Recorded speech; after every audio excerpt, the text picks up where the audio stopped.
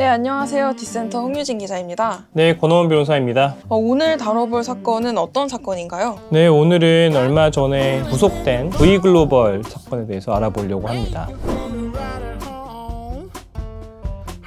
이 사건이 역대 최대 규모의 암호화폐 사기 사건이라고 했는데 어떤 사건인지 설명 한번 부탁드려도 될까요? 피해 금액은 2조 원대로 유사수신 그리고 사기 혐의가 있는 사건인데요. 네, 이 사건은 아직 기소되거나 1심 재판이 끝나진 않은 사건인데 어쨌거나 담당자들이 구속이 된 사건이고 일반적인 거래소 형태를 띠고는 있지만 암호화폐 등을 가장해서 유사수신이 굉장히 큰 규모로 이루어진 사건으로 보고 있습니다.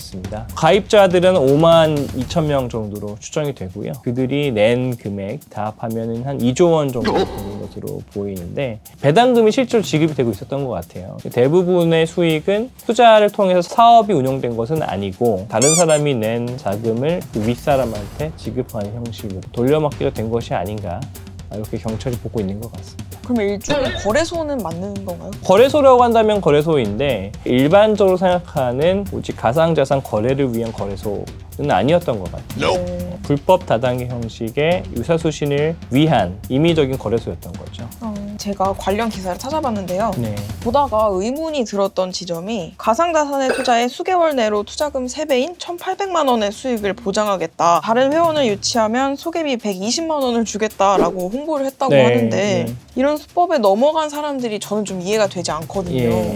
저는 두 가지 이유가 있다고 봐요. 하나는 실제로 가상자산의 규모가 뭐 1년 사이에 2배, 3배 되고 이런 경우가 있었잖아요. 비트코인만 해도 몇 년 사이에 10배 뛰고 이러다 보니까 사람들이 이게 가상자산이면은 수익이 나는구나 라고 그냥 그렇게 생각했을 수도 있을 것 같아요. 두 번째로는 먼저 투자한 분들한테 수익금을 줬을 거예요. 근데 그 준 게 돈을 벌어서 준 게 아니고 뒤에 온 가입자들의 돈을 받아가지고 줬다고 한다면은 그거는 투자를 해서 돈을 준 게 아니라 돌려막기를 한 거죠. 전형적인 피라미드 사기잖아요. 네. 그럼 그 피라미드 상층에 있는 분들은 실제로 엄청나게 수익을 거두었을까요? 확실하진 않을 것 같아요. 물론 이제 아직 수사가 진행 중이고 법원에서 재판 진행 중인 것으로 알고 있는데 최상층분은 아마도 돈을 벌었을 것 같아요. 어중간하게 중간에 있는 분들은 받은 돈이 어마무시하진 않을 수도 있어요. 그래도 누군가 돈을 벌긴 벌었다. 벌긴 벌었을 수 있죠. 근데 흐름 자체는 좀 봐야 될 것 같아요. 최상층부의 주장은 돈을 받는 대로 그대로 다 수익금을 줬기 때문에 없다고 주장할 수는 있을 것 같습니다. 수익금을 줬다는 게 어떤 말씀이신가요? 가상자산에 투자하면은 뭐 몇 배씩 주겠다고 한다면은 근데 그 돈이 다른 회원들 모집해서 받은 금액으로 줬을 수가 있다는 거죠.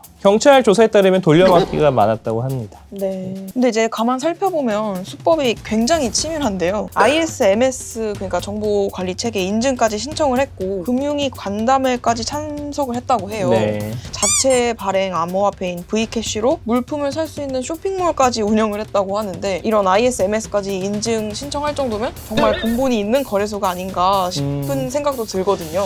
신청은 사실은 자유니까요. 사기 목적 있는 거래소를 하더라도 신청을 할 수 있죠. 나중에 ISMS가 실제 인증이 되고 가상자산 사업자 신고가 수리가 됐을 때 정상적인 절차를 밟았구나 라고 판단할 수가 있을 것 같습니다. 중간에서 회원들을 또 모집해오는 모집책들에 의해서 사슬처럼 연결이 됐을 것 같은데 네. 이런 모집책들에 대한 처벌은 어떻게 이루어질 수 있는지 아직은 그 구속 수사 중인 것 같아서 법원 재판은 안 나온 것 같아요. 모집책들이 하더라도 종범, 정범에 부수되는, 도와주는 그런 죄로 처벌될 수는 있어요. 그러니까 모집책 역할을 하는 것 괜찮은 거냐? 그렇지 않을 수 있다는 거죠. 물론 정범과 같이 동일한 처벌을 받지는 않을 수 있어요. 본인도 속았다라고 주장하는 게 대다수의 경우이기 때문에 진짜 속았다고 한다면은 사기의 고의가 없을 수도 있는 것이고 또 아무래도 궁금하신 부분이 피해자들 입장에서는 모집책 한테도 민사적인 손해배상을 청구할 수 있겠느냐라는 것인데 쉽지 않을 수는 있어요. 왜냐하면 모집책이 불법행위를 했다는 것에 대해서 입증해야 되니까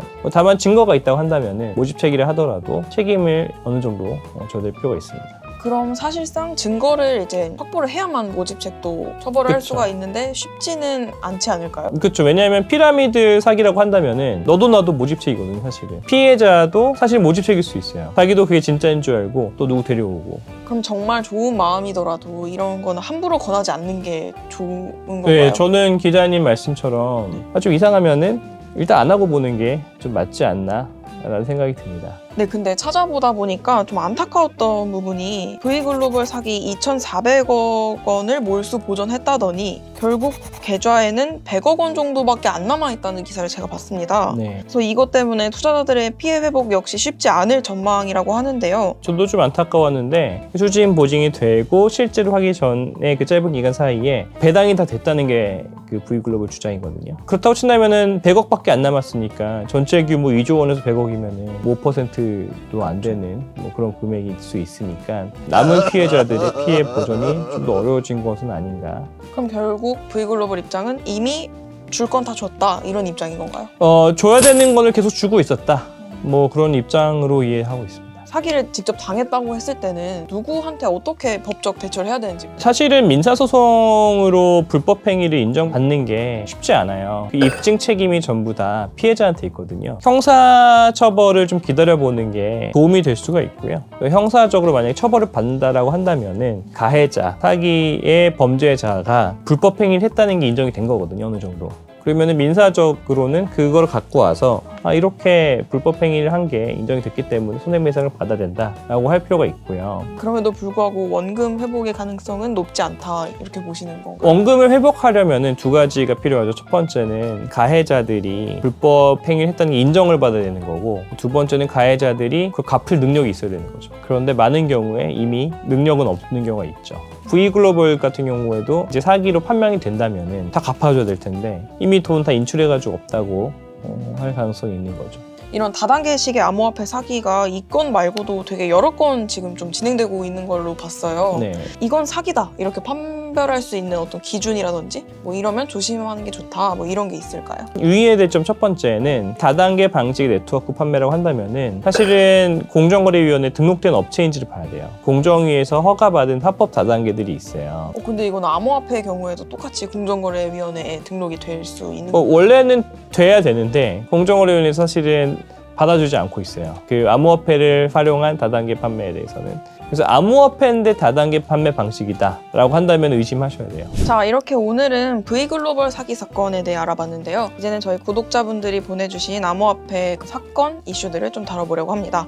휴대폰 개인 지갑에 있는 H다 코인을 해킹당했습니다. 네. 아직 팔지는 않고 그 사람 지갑에 그대로 가지고 있다고 하는데요. 피해액이 1,500만 원이나 된다고 하시네요. 네. 사실은 블록체인 자체는 해킹당하기 좀 어렵거든요. 해킹 당하는 건 보통 이제 외부에 있는 지갑들, 거래소 자체가 해킹을 당하는 경우가 있죠. 그래서 이런 경우에는 사실은 해커를 잡는 게 굉장히 어려운 일이에요. 어쨌거나 즉시 경찰에 신고하는 거는 필요한 것 같아요. 지갑에서 지갑으로 이동할 때 그때 좀 단서가 좀 나올 수 있기 때문에 지갑에 대해 경로를 좀 신속히 파악하는 게 좀 필요할 것 같아요. 지갑 자체가 좀 잘못됐을 가능성도 있는 건가요? 제 생각에는 핸드폰에서 옮겨갔다고 하시니까 핸드폰에 좀 악성 앱이 깔린 게 아닌가. 이 피해 보전은 쉽지는 않을 것 같아요. 그 지갑 수 자체가 익명이다 보니까. 그럼 이 H다 코인 자체의 문제는 아닌 거죠? 보안적으로 취약하다는 얘기는 못 들었어요. 그래서 아마 일반적인 토큰이나 코인과 비슷하지 않을까. 주의하셔야 되는 게 네. 항상 큰 금액들은 좀 안정성 있는 지갑에 잘 보관하시고 지갑이 있는 컴퓨터라든지 핸드폰에 대한 관리도 좀 철저히 하셔야 돼요. 그럼 이 지갑 서비스를 제공하고 있는 업체에는 책임이 없는 건가요? 만약에 그 프라이빗 키를 따로 보관하도록 안내를 했다고 한다면은 책임을 묻지 못할 수가 있죠. 결국은 이제 본인 과실로 볼 가능성이 좀 높지 않을까. 네, 알겠습니다. 일단 지갑 자체의 문제인 만큼 경찰들 찾아서 도움을 먼저 요청하시는 게 좋을 것 같습니다. 네, 그럼 여기까지 오늘 V글로벌 사건에 대해 다뤄봤습니다. 다단계 구조가 되게 복잡한 만큼 사기도 수법도 되게 치밀하고 복잡했던 것 같은데요. 이제 그만큼 특별히 더 조심할 필요가 있을 것 같습니다. 네, 변호사님 오늘 관련해서 좋은 말씀 감사합니다. 네, 감사합니다. 다음 화에도 또 유익한 암호화폐 사기 정보가 궁금하시다면 구독과 좋아요. 부탁드리겠습니다.